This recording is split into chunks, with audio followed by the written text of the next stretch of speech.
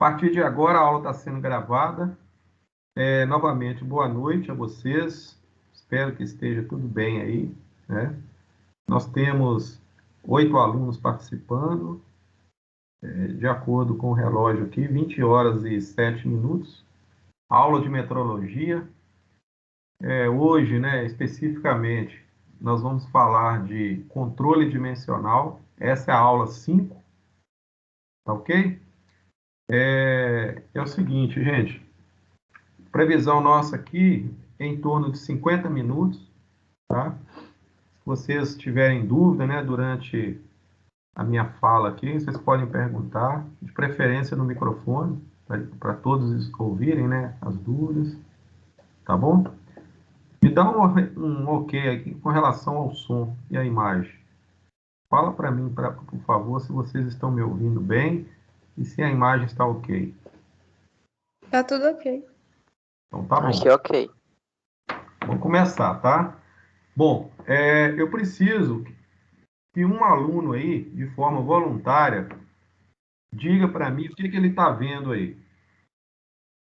O que ele está percebendo aí nessa imagem. Quem poderia, né, de forma voluntária, dizer para mim aí o que ele está percebendo aí nessa imagem?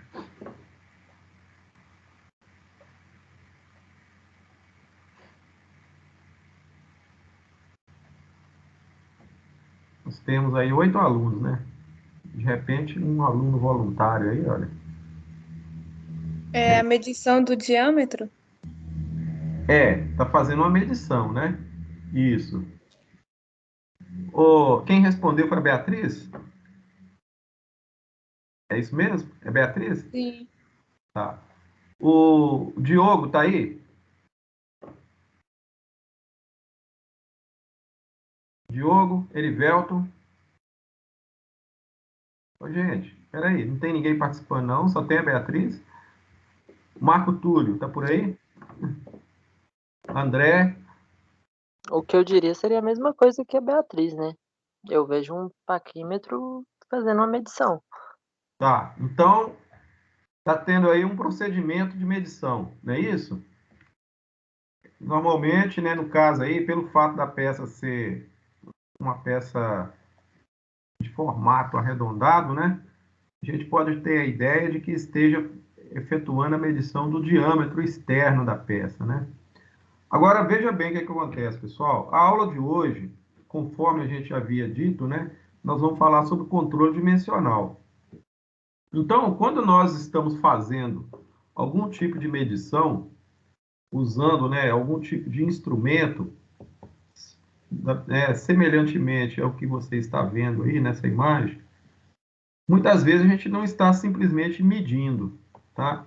Então, normalmente a gente pensa assim, mas eu vou efetuar a medição para me obter o resultado ali da dimensão referente a essa parte da peça que está sendo medida. Na realidade, quando a gente trata, né, a questão da metrologia, além de medir, nós estamos fazendo muito mais do que isso, tá? Então, o procedimento de medição, ele vai além da simples obtenção da medida. Observa só esse texto aqui, olha, que vai ajudar a gente a definir o que é o controle dimensional, né? Então, a palavra controle, não é isso? Quer dizer, a palavra controle vem do verbo controlar, né? Você precisa dar conta, né, da dimensão que está ali, e a partir do momento que você está efetuando essa medição, de repente você está também fazendo um controle dimensional, né, dessa peça. Então, o controle não tem por fim somente reter ou rejeitar os produtos fabricados fora das normas. Destina-se também, né, antes de tudo, a orientar a fabricação, evitando erros. Então, o que está acontecendo na realidade? Quando eu volto aqui na minha imagem, presta atenção, eu posso estar realmente efetuando uma medição para determinar aí qual é o valor do diâmetro, né, Beatriz? De repente, eu estou observando aí o resultado, mas também esse processo que está aí na tela, nessa imagem, ele pode estar fazendo parte de algum processo de controle dimensional. De repente, né, o técnico, né, que está efetuando essa medição, ele está fazendo aí uma avaliação das dimensões da peça para verificar se essa peça está dentro dos padrões de fabricação. Então, gente, o que acontece? Esse procedimento ele é muito comum na empresa, né? Muitas vezes, né, o técnico ele precisa fazer essa avaliação dimensional. Então, é claro, né, que na realidade ele precisa medir, né? O ato de medir, né, de usar o instrumento para obter o resultado de medição, esse processo realmente ele existe, né, esse ato de medir. Mas além de obter a medida, né, o resultado, o que ele vai fazer com esse resultado? Qual é o objetivo dele? De repente, esse resultado de medição, ele faz parte de um processo de controle. E esse processo de controle, ele serve, né, muitas vezes, para orientar a fabricação do produto. De repente, ele está avaliando várias peças, muitas vezes, né, é utilizado um controle, né, dimensional dentro de uma lógica estatística, onde você tem que avaliar um lote de peças, por exemplo, são peças que foram fabricadas de acordo com o mesmo projeto. Eu posso, de repente, né, estar analisando várias peças semelhantes a essas, e aí eu vou estar fazendo ali uma avaliação dimensional do diâmetro dela, né, do jeito que está aí, olha. E aí eu vou avaliar todas as peças de repente, verificar se alguma das peças vai ficar fora do padrão dimensional. Porém, o texto que está aí na tela para a gente está dizendo o seguinte, que o controle dimensional não é só para reter. O que é reter? Reter significa paralisar. De repente, eu posso paralisar a fabricação devido a algum erro dimensional que eu esteja observando ali no processo. Ou, de repente, eu posso rejeitar uma peça que ficou fora do padrão. Mas muito mais do que reter e rejeitar, né, eu poderia considerar, né, reter e rejeitar parte do processo. Mas também, além de reter e rejeitar, eu também vou utilizar os resultados da minha medição para orientar a fabricação, ou seja, para me ajudar a definir os rumos do meu processo de fabricação. Logicamente, o objetivo meu é melhorar o meu processo. Então, eu quero descobrir, por exemplo, a partir do processo de medição, o que está acontecendo. Por que as minhas peças estão, de repente, sendo fabricadas com dimensões fora dos padrões de controle. Dentro da área de manufatura, né, dentro das empresas, principalmente essas empresas que trabalham com peças, fabricação de peças mecânicas, né, no caso estaria mais ligado à nossa área aqui, metal mecânica, né, é muito comum a gente fazer esse tipo de trabalho, né, você lançar a mão lá de um instrumento, você tem o projeto da peça, você tem as dimensões ali que foram especificadas no desenho da peça, você tem ali os limites de fabricação, né? Os limites máximos e mínimos, e as peças precisam ser fabricadas dentro desse limite, principalmente para aquela região da peça que depende de maior grau de controle. Porque tem região, por exemplo, que não precisa tanto. Então, os limites ali são definidos, né, de acordo com o projeto da peça, e no momento de efetuar, né, a fabricação da peça, que estiver ali trabalhando, aí você precisa de um controle dimensional para te orientar ali na fabricação, né? Então, é muito importante a gente entender isso.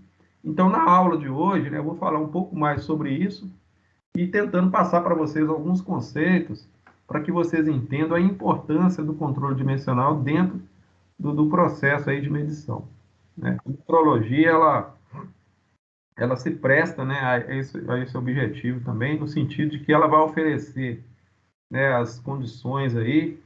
Isso tudo é feito de acordo com normas, existem padrões, né, para serem observados no momento que você está realmente trabalhando com esse tipo de procedimento aí, para fazer esse tipo de controle, tá bom? Então, veja bem, uma vez fazendo o controle dimensional, isso vai, de certa forma, impactar na redução das despesas, principalmente nas despesas que estão ligadas ali ao processo de fabricação, né? Então, por que a gente faz controle dimensional?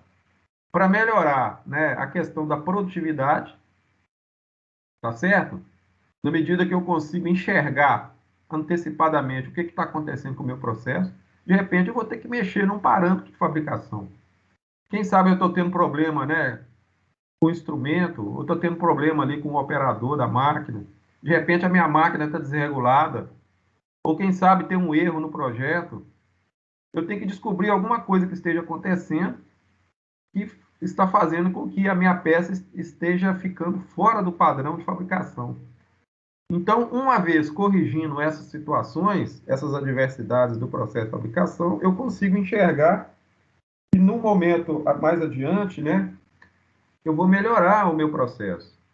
Então, eu trabalhando ali dentro das normas direitinho, né, principalmente na parte dimensional, garantir, por exemplo, maior lucratividade. Eu vou produzir, não vou correr o risco de ter perdas, principalmente rejeição de peças que em não conformidade.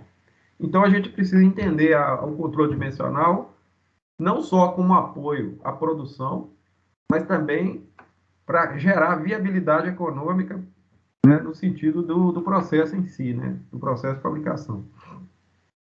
Vocês estão entendendo, gente? O objetivo?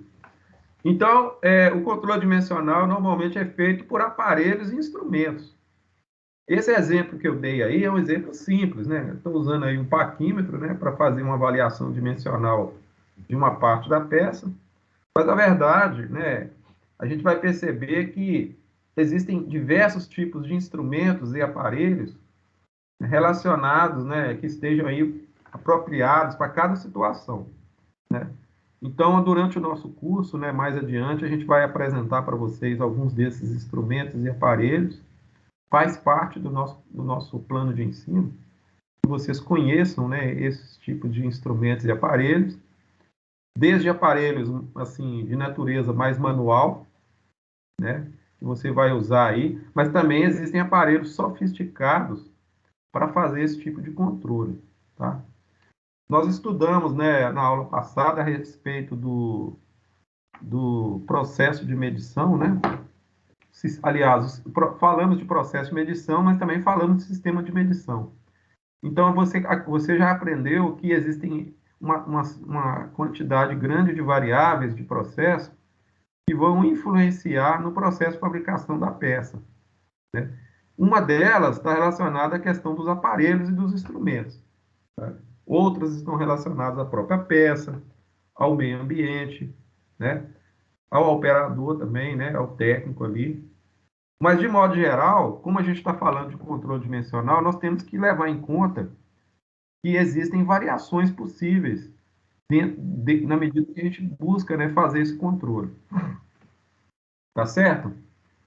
Veja bem, medir dá a ideia de comparação.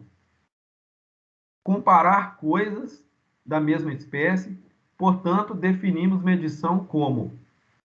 Então, é o conceito de medição que nós estamos deixando aí para vocês, né? Quando eu falo assim, olha, vou efetuar uma medição, na realidade eu estou comparando. Porque aquele instrumento que eu estou usando para fazer a medição, ele possui uma escala, tá certo? Ele tem ali uma graduação, no caso do paquímetro, né, que foi o exemplo que eu dei, ele tem uma graduação. Existe ali, por trás desse instrumento, um sistema de medição, né? Nós temos ali, por exemplo, o sistema de unidades, que faz parte desse instrumento. Se nós estivermos trabalhando com uma graduação no sistema métrico, por exemplo, então a gente vai utilizar esse instrumento considerando o sistema métrico, que faz parte do sistema internacional, né, do SI, e a partir daí a gente vai fazer ali o que a gente chama de comparação, ou seja, eu vou posicionar o meu instrumento na peça, vai ter ali o contato, nesse caso, né, o contato direto do instrumento com a peça, e no momento exato, assim que eu estiver bem posicionado, eu vou efetuar a leitura. No momento que eu estiver efetuando a leitura, de fato, eu estou fazendo o quê? Comparando o registro que está ali na graduação do instrumento com a peça. E aí eu vou obter o resultado. É o que a gente chama de RM, né? Que é o resultado de medição. Esse resultado de medição, ele vai expressar numericamente o valor da grandeza. E nós vamos escrever esse valor, ou fazer uma anotação desse valor, juntamente com a unidade referente a esse valor. Se for uma medição linear, no caso ali do exemplo, que foi um diâmetro, então eu vou obter um valor ali, né? De repente, né? Um valor numérico. Só para exemplificar, né? Poderia dizer que, de repente, ali é 50 milímetros. Se fosse 50 milímetros, a título de exemplo, então esse valor, esse número 50, seria o resultado numérico, e a unidade, milímetro, por exemplo, eu vou expressar de acordo com o sistema de unidades que eu estou utilizando, que no caso é o sistema métrico, porque o milímetro é uma unidade do sistema métrico. Mas em termos do processo em si, é aquilo que eu disse para vocês, eu estou fazendo uma comparação e tomando, né, essa grandeza aí e fazendo a expressão dela numericamente juntamente com a unidade. Então é isso que é feito. Então a medição ela é sempre por comparação. E aí a gente viu, né, na aula passada também, a gente andou conversando sobre isso, que existem os métodos de medição. Então, esse caso, por exemplo, específico, onde você posiciona o aparelho direto na peça, até já falei isso aqui com vocês no curso, né? Então, nesse caso aí, a medição é direta, porque você vai ler ali na escala do instrumento o valor que está sendo registrado. Então, a medição direta consiste em avaliar a grandeza por medir, por comparação direta com instrumentos, aparelhos e máquinas de medir, seja qual for o instrumento ou máquina, né? Mas também a medição indireta, ela pode acontecer. Então, no caso de medição indireta, eu posso utilizar uma outra peça como referência. Imagina, por exemplo, né, eu vou dar um exemplo simples aqui, aquela mesma peça que está lá, eu preciso fazer o controle dimensional do diâmetro externo dela, eu tenho uma peça padrão que vai ser tomada como referência. Então, essa peça padrão é que vai ser a peça de referência para controle. A partir dela, eu vou medir todas as outras peças que eu vou fabricar. Então, gente, é muito comum, às vezes, na área de fabricação, você tomar uma peça principal como uma referência, como se ela fosse mesmo um padrão, né, de controle, e a partir dela você vai efetuar a medição nas outras peças. Quando isso acontece, a medição ela é indireta. Uma outra maneira de efetuar a medição indireta é quando você precisa utilizar um cálculo, né? Você precisa fazer um levantamento aí de valores. Então, você faz ali a medição direta primeiro, levanta os valores e depois você anota isso e aplica ali uma fórmula, por exemplo, ou faz um cálculo matemático para obter um novo resultado. Então, nesse caso aí, o processo está sendo indireto. Então, ou eu uso uma peça, como eu disse, né, de referência, para ser tomado como padrão, ou eu trabalho com os cálculos ali para obter um novo resultado. Então, de maneira geral, o método de medição ele acontece dessas duas formas, ou ele vai ser direto ou indireto. Mais adiante do nosso curso, assim que a gente estiver fazendo as atividades aí, vocês vão começar a perceber melhor essa questão aí da medição direta e indireta, tá bom? Mas a princípio o conceito é esse. Agora vamos fazer essa pergunta aí. Vou perguntar para a Beatriz. Beatriz, ela está no microfone aí. Beatriz, lê para mim essa pergunta e se você quiser tentar responder, né, seria bom. Podemos atingir a perfeição dimensional e geométrica de um produto? É o seguinte, vou te explicar melhor para ajudar você a responder. Vai pensando aí. Pessoal, a Beatriz vai tentar responder. Essa peça aí, esse produto, né, por exemplo, vamos chamar de produto, pode ser aquela peça que eu mostrei para vocês lá no início da aula.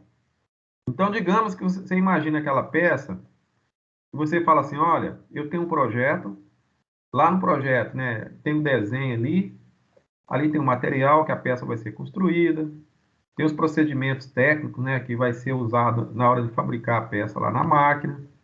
Digamos que eu vou usar ali um torno mecânico, por exemplo, para usinar a peça, né, Beatriz? Então a pergunta aí é o seguinte, né?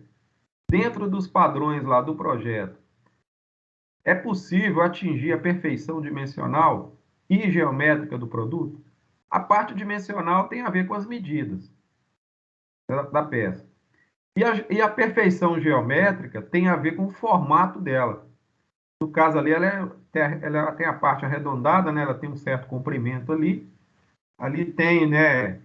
Voltando aqui atrás, olha, ela tem o formato dela, né? Tá vendo aí, olha? Então ela tem a parte geométrica e ela tem também aí as dimensões básicas que foram orientadas lá no projeto. Então a minha pergunta, Beatriz, você já deve ter uma resposta aí, né? Eu quero te ouvir aí, você falando para os seus colegas, né, se realmente é possível a perfeição dimensional e geométrica do produto. O que que você acha? Ah, não sei muito bem, mas eu acho que sim. Perfeição? Olha a palavra perfeição. Perfeição totalmente não. Ah, mas então você mudou a resposta. Quando eu falei perfeição, você mudou a resposta, né? Ô André, o que que você acha? Perfeição dimensional e geométrica. Eu acho que não. Eu acho que tem sempre uma margem ali, né? Tem uma margem? Quer Sim, dizer, tipo de então, que eu mais. posso, eu posso errar, então, na hora de fabricar? Como é que é esse Então, negócio? vai depender do produto, é muito relativo. Dependendo do produto, tem uma margem ali mínima, bem pequena, para mais ou para menos. Por É, exemplo, assim, sabe? tá bom. Vamos ver um negócio aqui. Imagina que eu vou fabricar aquela peça e o diâmetro externo dela é 50 milímetros. Vou dar um exemplo lá dos 50 milímetros. Quando eu enviar o projeto para a oficina, para mandar fabricar, por exemplo, a medida do diâmetro vai 50 lá no desenho técnico. Mas na hora que o operador vai usinar a peça, você concorda comigo que existe uma série de situações operacionais que podem influenciar na execução da peça? Sim ou não? Sim, Tem problema relacionado a material, às vezes a ferramenta, né, que vai usar para cortar o material, a própria máquina, né? Vai que essa máquina está com um pouquinho de folga, ou às vezes o material é muito duro, né? Tem uma dureza muito grande, a ferramenta ali está um pouco desgastada, ou às vezes a velocidade de corte no torno foi mal regulada. Existe uma série de variáveis ali que podem interferir no processo. Agora, uma outra coisa importante aí, gente, é o seguinte: mesmo que você dê para o operador da máquina uma tolerância, tá, André?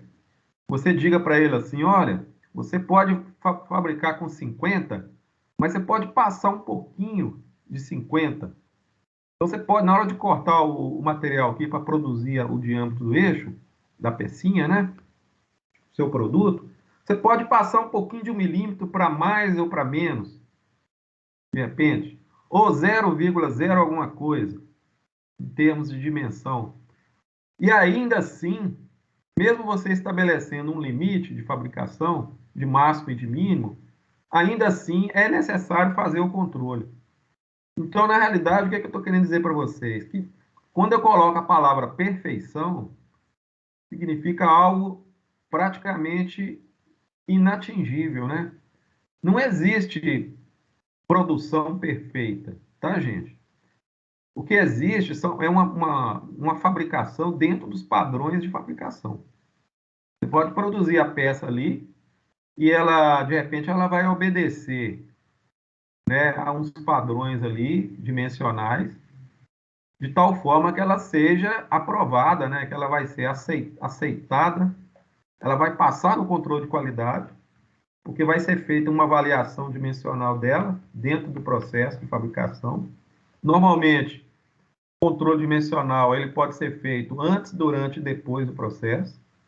Ele pode ser feito no início, quando a peça está sendo fabricada, durante o momento que está fabricando e no final, depois da peça pronta. Então, vai depender do projeto e da forma que você quer fazer esse controle. Agora, a palavra perfeição aí é muito forte para essa definição. E aí nós vamos começar a pensar o seguinte, já que eu não consigo perfeição, eu preciso o quê? Definir o que a gente chama de tolerâncias. Então, a palavra tolerâncias aí é justamente o termo técnico que é usado para estabelecer esses limites aí que a gente precisa considerar dentro do processo. Tá bom? E, nesse caso, as tolerâncias, muitas vezes, elas são identificadas, né, são definidas ali no desenho da peça, no projeto dela. E essas tolerâncias, elas vão junto com o desenho para a oficina. E o operador da máquina observa essas tolerâncias e acompanha essas tolerâncias na hora de fabricar. Vocês estão entendendo, gente? Então, o que vai acontecer é o seguinte, nós precisamos perseguir esse ponto ótimo aí, olha. Então, o desafio, né, da engenharia dimensional, né, quando eu falo de engenharia, eu estou falando também relacionado ao projeto, estou pensando aí no projeto. Então, eu vou buscar esse ponto ótimo, né, e estabelecer uma condição, né, de fabricação de tal forma que eu tenho aí uma qualidade, né, gente? Uma qualidade do produto. A gente percebe hoje em dia, né, não sei se vocês já observaram, o que é qualidade dimensional, mas se você estiver trabalhando, por exemplo, dentro de uma área e você tiver uma busca, né, pelo rigor dimensional, né, você vai perceber que isso aí é fundamental hoje, principalmente quando a empresa ela tem uma busca incessante para atender ali da melhor forma possível o seu cliente, tá?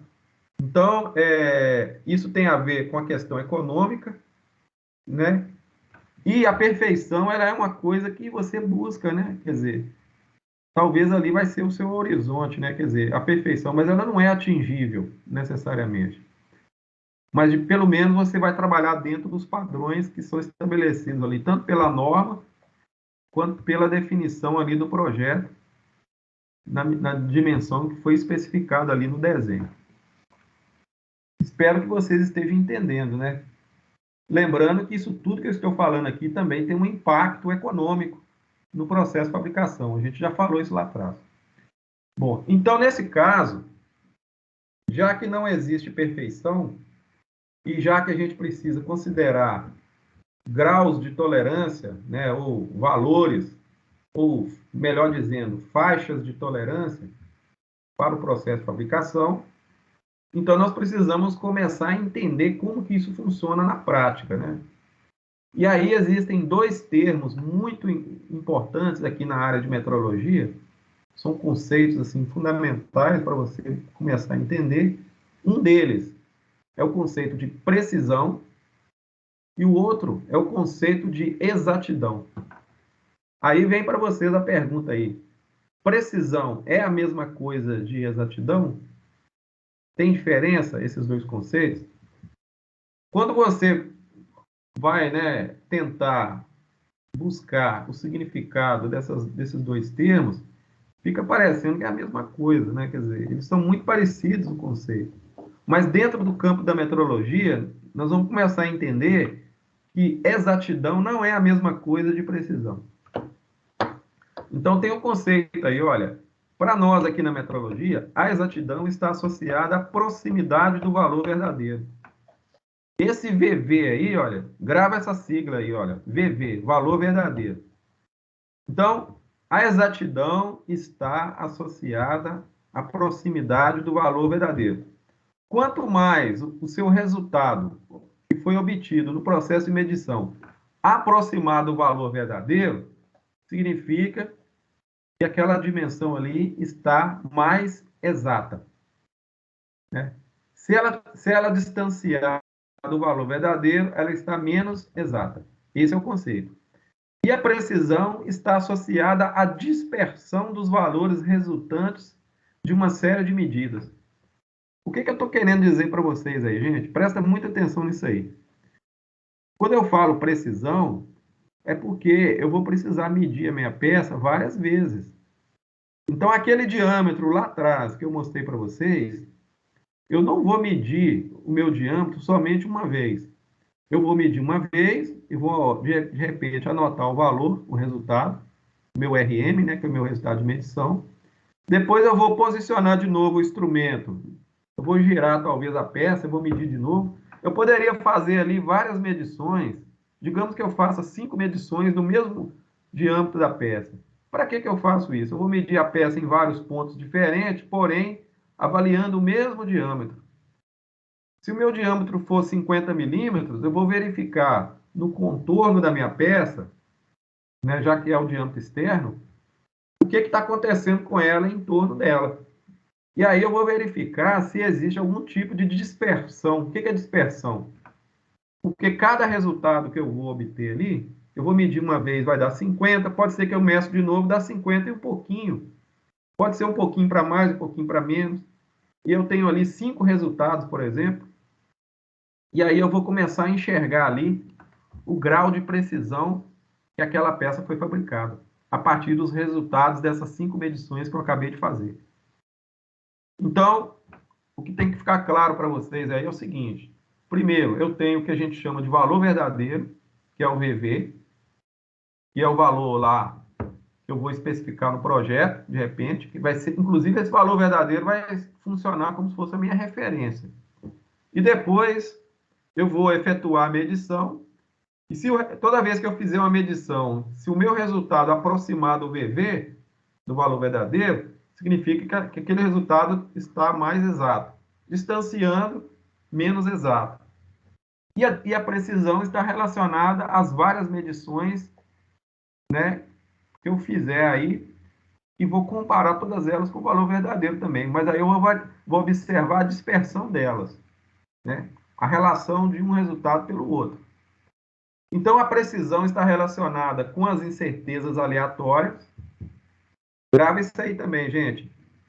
Porque toda vez que você tem uma variação, essa variação no processo de medição vai chamar a atenção para nós no sentido de que está existindo um erro ali. Esse erro dimensional, ele ocorre, né? Já que nós não temos medição perfeita, então existe o erro dimensional. Mas, ao mesmo tempo que o erro dimensional existe, eu começo a entender que ele pode ser um erro dentro dos padrões de fabricação. Então, não vai ser um erro que vai rejeitar minha peça e nem reter o processo de fabricação.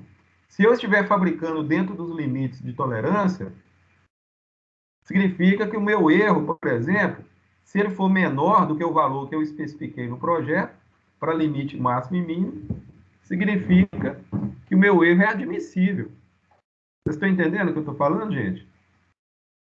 Então, eu vou precisar analisar essa precisão aí. E se a dispersão dos resultados que eu vou obter durante o processo de medição, se vai fugir muito desse controle aí, ou dessa faixa que eu estabeleci ali de máximo e de mínimo, como se fosse o limite máximo e mínimo aceitável para mim poder fabricar minha peça. Por outro lado, né, a exatidão está relacionada às incertezas sistemáticas de medição, né? A exatidão pode ser avaliada através da calibração do instrumento. Então, nesse caso, o que acontece? Muitas vezes, né, essa parte aí da exatidão, ela está mais direcionada ao problema relacionado ao instrumento. O que é a calibração? O instrumento, imagina-se que ele esteja dentro do padrão de controle dele. Porque uma coisa é o instrumento medir a peça. Outra coisa é você medir a peça com um instrumento que não esteja calibrado. E se isso acontecer, então o resultado de medição também vai estar comprometido. Eu falei para vocês em aulas passadas, né, que uma das coisas que é feito dentro do processo de controle dimensional é você verificar o instrumento, fazer a aferição dele periodicamente e, se for necessário, calibrar o instrumento de acordo com o padrão de medida. Imagina o paquímetro, por exemplo, descalibrado. Certamente ele vai favorecer o erro. Então, se você vai usar esse paquímetro que está fora do processo de calibração, vou dizer, ele está descalibrado, ele vai ser usado, por exemplo, para efetuar a medição da peça, obviamente o resultado que você vai obter lá na frente não vai estar de acordo com o valor esperado. Ou seja, o instrumento não está oferecendo o recurso que deveria. Então, gente, nós temos que pensar o seguinte: a incerteza ela pode existir, né? Você pode ver aí que tem dois tipos de incerteza. Tem uma incerteza que a gente chama de aleatória, que ela está mais voltada à questão da precisão, e tem relação direta com a qualidade do instrumento, o tipo de instrumento que você está usando, com a qualidade dele. Por isso que é importante utilizar o instrumento com boa qualidade, porque isso também vai impactar no resultado de medição, né? E vai produzir divergência aí em relação à precisão, provocando incertezas aleatórias. Do ponto de vista da exatidão, nós vamos ter o que a gente chama de incerteza sistemática. Aí já está mais relacionado à calibração do instrumento. Nesse caso aí, pode até ser que o instrumento tenha boa qualidade, mas se ele estiver descalibrado, aí não resolve. Então, esses dois tipos de incerteza, tá, Beatriz? Olha aí. Tanto as incertezas aleatórias como as incertezas sistemáticas, que a gente vai analisar um pouco mais adiante sobre isso, vou aprofundar depois com vocês sobre elas. Então, todos esses dois tipos de incerteza, elas estão o tempo todo presentes dentro do processo de medição, afetando, né, de certa forma, em algum momento, a precisão ou também a exatidão, ou afetando tanto a precisão como a exatidão ao mesmo tempo. Pessoal, ok? Vamos lá, então. Eu vou explicar para vocês aqui como que funciona aí a questão comparando, né, precisão e exatidão. Eu queria que vocês saíssem da aula de hoje, gente, sabendo isso aí, tá? Porque é fundamental isso para dentro do nosso curso, saber o que que é exatidão, o que que é precisão. O... Quem que poderia me ajudar aqui? Deixa eu ver aqui. Pode ser o André? Pode, André, você? Pode. Ô, André, olha lá. Você está vendo aí uma bolinha amarela? Uhum, Está vendo uma bolinha laranjada? sim, E uma bolinha azul. Beleza? certo. Você já praticou tiro ao alvo, André? Já. Já, né? Imagina que você está vendo umas pintinhas pretas aí? Aham. Pois é. Deixa eu te falar um negócio. Se isso aí fosse um alvo e você estivesse praticando tiro ao alvo, o que está acontecendo aí? Olha, você deu quantos tiros lá? Um, dois, três, quatro, cinco, seis. Tá entendendo? Uhum. Você acertou o alvo, sim ou não?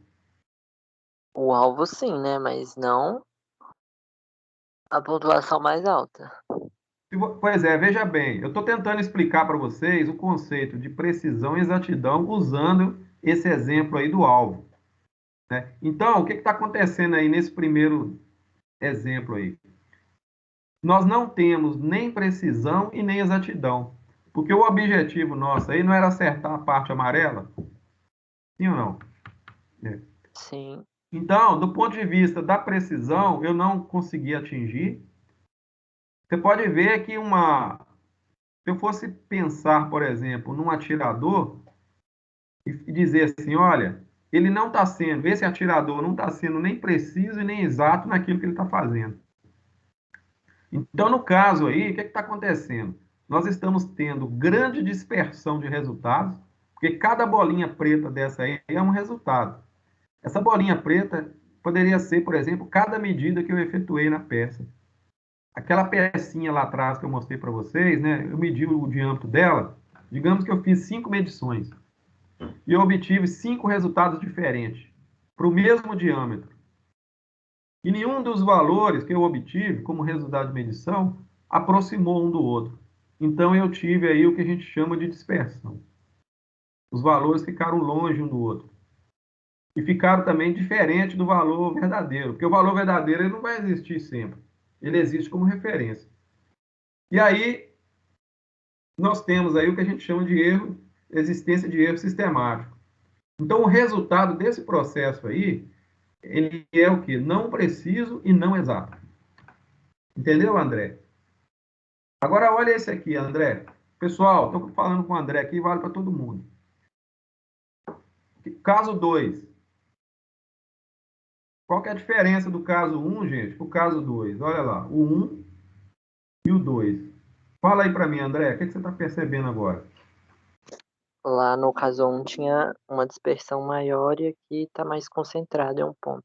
Ah, meus parabéns. Então, os resultados que eu obtive no processo de medição, que são essas pintinhas pretas, quer dizer, os valores ali do RM, né, que é o resultado de medição, aproximou um do outro.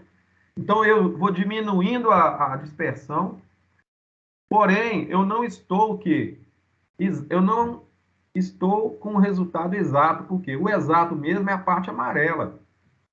Eu não acertei nada no amarelo, então eu não tenho exatidão, porém eu tenho bastante precisão, porque a dispersão diminuiu. Então, pessoal, é só você começar a analisar o que é dispersão para você começar a entender a diferença entre precisão e exatidão. Olha lá, no primeiro caso, desculpa, primeiro caso, na medida que a dispersão aumenta, eu não tenho precisão. Mas se eu tenho maior concentração de resultados, ou seja, valores mais aproximados, de preferência mais próximo do valor verdadeiro, eu também não tenho exatidão porque eu não acertei a parte amarela. Mas eu tenho precisão. No terceiro caso, André, olha aí. O que está acontecendo agora? Agora também teve uma dispersão grande, porém acertou o ponto amarelo. Exatamente. Melhorou a parte de exatidão, porque pelo menos uma medida que eu executei ficou dentro da conformidade dos valores verdadeiros que eu havia tomado como referência, do meu VV, né, que é o meu valor verdadeiro. Então eu acertei o amarelo uma vez. Se eu acertei o amarelo uma vez, eu melhorei o processo de exatidão da minha medição. Porém, as outras dimensões, os outros valores que eu obtive a partir da minha medição com aquele instrumento lá, que aí no caso é o mesmo instrumento que eu usei para medir, aí aumentou a dispersão. Então, no caso, se eu for comparar o caso 3 com o caso 2, olha bem, aqui a precisão ela existia, aqui já voltou na situação do caso do primeiro caso, quer dizer, eu tive novamente uma dispersão de resultados, porém melhorou a exatidão. E agora, André, o que está acontecendo? Agora a gente tem precisão e exatidão concentrados. Bacana, isso mesmo. Gente, se nós levarmos essa ideia que eu acabei de mostrar para vocês, são 4 possibilidades. Isso aí acontece o tempo todo quando a gente está efetuando o controle dimensional, tá?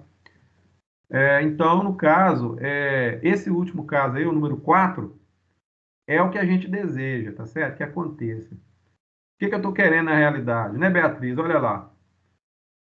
A perfeição, ela não existe, tá vendo, Beatriz? Eu não acertei totalmente o amarelo. Imagina só, a perfeição seria eu acertar o alvo, um amarelinho lá, e que essas pintinhas pretas, depois que eu fizesse a medição, elas ficassem umas sobre as outras. Aí eu estaria, né, considerando aí uma exatidão e uma precisão perfeita em relação ao valor verdadeiro, que é a dimensão do projeto lá da peça. Porém, do jeito que está aí, eu já tenho um ótimo resultado. Então, normalmente, gente, o processo de fabricação ele acompanha essa lógica que está aí. Da gente trabalhar o tempo todo, tá certo? Buscando aí as melhores condições. Por isso que é feito o controle dimensional. Para me sair dessa condição do caso 1, também do caso 2, e quem sabe eu consiga aproximar do caso 4, que é a melhor condição. Eu vou ter baixa dispersão de resultados, eu vou ter erros pequenos, não existência de erro sistemático e resultado preciso e exato, que é a melhor condição de fabricação para minha peça. Que no caso aí poderia ser aquele diâmetro lá que eu mostrei para vocês. Então aqui nós temos os 4 exemplos aí para a gente poder comparar. O André, novamente você aí. Você está vendo aí, André, o gráfico? Olha lá. Gente, vocês estudaram estatística lá na matemática? Sim ou não? Fala para mim que estudou para ficar fácil. Hein? Ó, nós temos aí um gráfico de desvio, tá certo? Então, olha bem o desvio, né? Nós temos aí. Vocês já estudaram lá desvio padrão, sim ou não? Ó, Sim. primeiro caso, exato e preciso. Esse primeiro aí é o número 4 lá, ó, é o caso 4.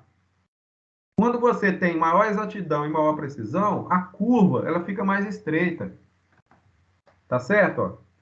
No outro caso, o primeiro caso lá, tem grande dispersão. A amplitude da curva reduz, e devido à dispersão, né? Aí você vai ter uma faixa maior, quer dizer, a curva mais aberta. O terceiro caso está na esquerda aí, olha. Você tem maior precisão, mas não tem tanta exatidão assim. Então a sua curva ela fica fora dessa linha preta, né, que está aí na vertical aí do gráfico. Essa linha preta que está na vertical do gráfico é o valor verdadeiro. Então você está o quê? Distanciando do valor verdadeiro. Por quê? Porque você não acertou o alvo, né? E o último caso aí, você vai ter tanto problemas com relação à dispersão quanto à exatidão. Então não é preciso e nem exato. Observa a curva que você tem lá.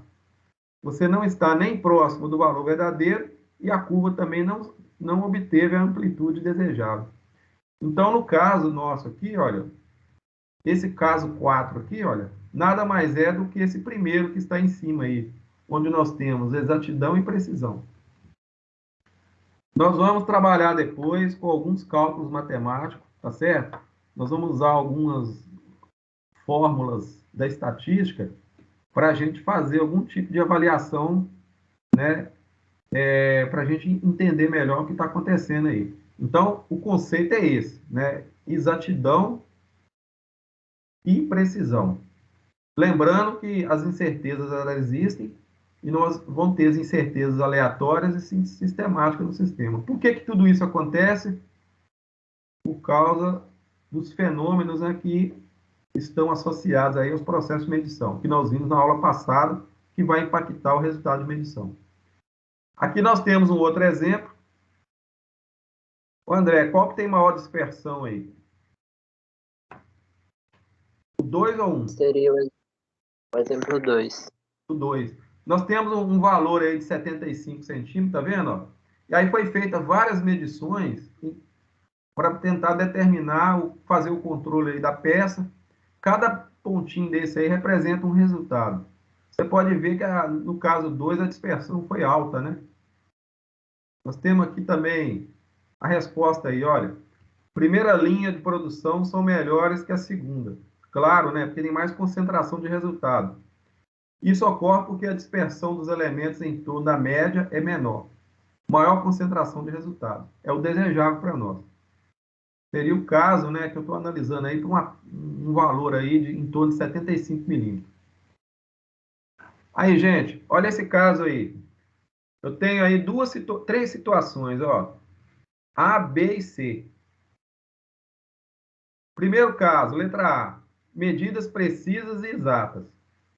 Elas estão praticamente juntas, né? Um grau de dispersão muito pequeno, próximo do valor verdadeiro. Qual que é o valor verdadeiro aí? 17,5. Que é representado por essa linha vertical aí. Isso funciona como se fosse um gráfico. Tem uma escala embaixo aí, olha, que varia de 16 a 23, então o valor verdadeiro é 17,5, está posicionado aí entre 17 e 18. Na letra B, você tem medidas precisas, mas inexatas. Então, você tem uma dispersão pequena, porém está muito longe do valor verdadeiro. Então não tem tanta exatidão assim. E a letra C, você não tem nem precisão e nem exatidão. Por quê? Porque a dispersão está alta e também elas estão distantes do valor verdadeiro. Aqui nós temos um outro exemplo. Olha lá. A minha peça lá atrás, o diâmetro da minha peça era 50 milímetros, certo, gente? Qual que é o valor verdadeiro, convencionado? Tá vendo aí, André? Ó, 50 milímetros. Aí na primeira peça, eu medi, na realidade são duas peças. Eu fabriquei duas peças, né? Então, peça A e peça B. Na primeira, eu usei o mesmo projeto para fabricar duas peças. A primeira peça, peça A, eu fiz a primeira medida, deu 51, a segunda deu 51, a terceira deu 51. calculei a média, somei os 3 valores, dividi por 3, deu 51. Fiz a média simples. Ok? Para esse caso aí, fiz a média simples. Na peça B, usando o mesmo projeto, para o diâmetro de 50 milímetros, por exemplo, que é o valor verdadeiro, primeira medição deu 50,1, segunda 50,3 e terceira medição 50,2. Somando os 3 resultados, dividido por 3, calculei a média simples, o valor foi 50,2. Qual que é a conclusão, então? Nesse caso aí, né, no caso de usar um instrumento, por exemplo, usando aí um instrumento paquímetro A para medir, né, é mais preciso, pois obteve menos variação entre as 3 medidas realizadas no mesmo ponto. Em contrapartida, ele é menos exato, pois a média dos valores obteve um maior desvio em relação ao valor de referência. O que está acontecendo é o seguinte, porque ele usou um instrumento aí para efetuar a medição, né? Ele fez lá uma medição A e uma medição B, tá certo? Então, no caso do A, é mais preciso do que o B, porque o resultado lá da média, né? Ele ficou, né? Praticamente igual, quer dizer, ele obteve 51 3 vezes. Ele mediu 3 vezes e obteve praticamente o mesmo resultado. Então, esse paquímetro aí que foi usado para medir essa peça aí, né, ele é mais preciso do que o paquímetro B. Na realidade, são instrumentos diferentes, né? Então, foi comparando um instrumento com o outro. Conclusão, gente. Para a gente encerrar a aula de hoje, né, para a gente voltar semana que vem e continuar falando, que nós vamos ter mais uma aula dentro desse assunto. Então, a conclusão é o seguinte, que o sistema de medição, né, ele possui erros de medição. Então, a gente não tem uma medição perfeita, tá? Não existe perfeição no processo de medição. Então, nós trabalhamos o tempo todo com as incertezas, nós temos que avaliar os erros dimensionais, né? Nós temos que buscar melhoria do processo em todo sentido, para que esses erros possam ser mínimos possível, para que a qualidade da nossa peça seja a melhor possível. Então, o controle dimensional, conforme eu disse no início, ele não serve só para reter e nem para rejeitar, mas para orientar a fabricação. E é isso que a gente faz o tempo todo quando a gente está fazendo, então, o controle dimensional. Tá bom? Então, espero, né, que vocês tenham entendido esses conceitos. Lembrando, gente, outra coisa, antes de encerrar essa aula, que nós já estamos no momento de aplicar a nossa avaliação. Então, eu queria combinar com vocês que na semana que vem eu vou enviar o link da primeira avaliação nossa para a gente encerrar esse bimestre, tá bom? Nós começamos lá em maio, né? O julho já foi. E agosto, né? Nós já estamos aí, meados de agosto. Semana que vem, então, eu vou enviar o link para vocês. E essa semana, amanhã, por exemplo, até amanhã, se Deus quiser, eu vou enviar para vocês a última lista de exercícios para a gente fechar os pontos lá que está faltando de trabalho. Porque nós vamos fazer a prova valendo 10, conforme vocês solicitaram, né? E os trabalhos valendo 10 para essa etapa. Então, vai ficar 10 e 10. 50% de trabalho, 50% de prova, tá bom? Então, aguardem o contato meu, né? Pelo WhatsApp, que eu vou enviar um recadinho para vocês aí, enviando o link da avaliação. Eu devo fazer isso lá para segunda, terça-feira. E aí as aulas assíncronas dessa semana e da semana que vem vão ficar, né, dedicadas para poder fechar essa parte dos trabalhos que estão aí. Mais um que eu vou liberar amanhã para vocês. Vou enviar o link, né? E depois a parte assíncrona da aula que vem, da semana que vem, para fazer a prova. Tá bom, pessoal? Alguma dúvida, gente? Então, se tiver tudo certo, boa noite para vocês aí. Um abraço aí. Boa noite. Ok?